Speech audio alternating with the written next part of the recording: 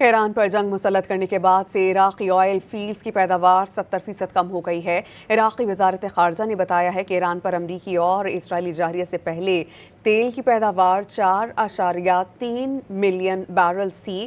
جنگ شروع ہونے کے بعد اب یہ پیداوار 1.3 ملین بیرلز یومیہ رہ گئی ہے۔ ایران جنگ کے باعث عراق آبنۂ ہرمز سے تیل برآمد کرنے سے قاصر ہے۔ عراقی وزارت خارجہ نے بتایا کہ سپلائی کے بحران سے تیل کی قیمت میں بے پناہ اضافہ ہو جائے گا۔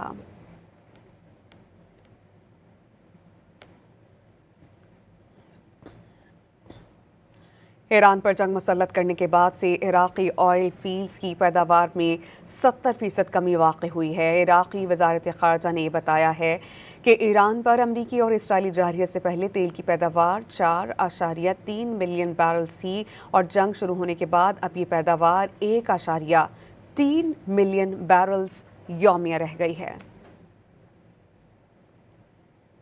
ایران پر جنگ مسلط کرنے کے بعد سے عراقی آئل فیلڈز کی پیداوار 70% کم ہو گئی ہے۔ عراقی وزارت خارجہ نے بتایا ہے کہ ایران پر امریکی اور اسرائیلی جارحیت سے پہلے تیل کی پیداوار 4.3 ملین بیرلز تھی۔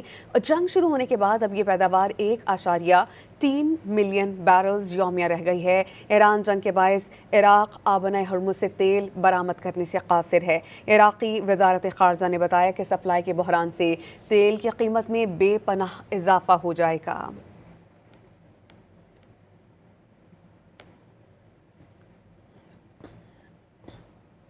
ایران پر جنگ مسلط کرنے کے بعد سے عراقی آئل فیلڈز کی پیداوار میں 70% کمی واقع ہوئی ہے۔ عراقی وزارت خارجہ نے بتایا ہے کہ ایران پر امریکی اور اسرائیلی جارحیت سے پہلے تیل کی پیداوار 4.3 ملین بیرلز تھی اور جنگ شروع ہونے کے بعد اب یہ پیداوار 1.3 ملین بیرلز یومیہ رہ گئی ہے۔ ایران پر جنگ مسلط کرنے کے بعد سے عراقی آئل فیلڈز کی پیداوار 70% کم ہو گئی ہے۔ عراقی وزارت خارجہ نے بتایا ہے کہ ایران پر امریکی اور اسرائیلی جارحیت سے پہلے تیل کی پیداوار 4.3 ملین بیرلز تھی۔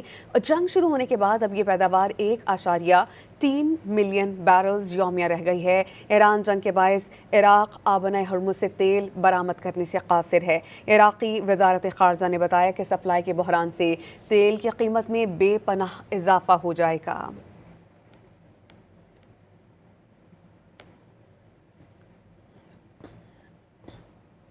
ایران پر جنگ مسلط کرنے کے بعد سے عراقی آئل فیلڈز کی پیداوار میں 70% کمی واقع ہوئی ہے۔ عراقی وزارت خارجہ نے بتایا ہے کہ ایران پر امریکی اور اسرائیلی جارحیت سے پہلے تیل کی پیداوار 4.3 ملین بیرلز تھی اور جنگ شروع ہونے کے بعد اب یہ پیداوار 1.3 ملین بیرلز یومیہ رہ گئی ہے۔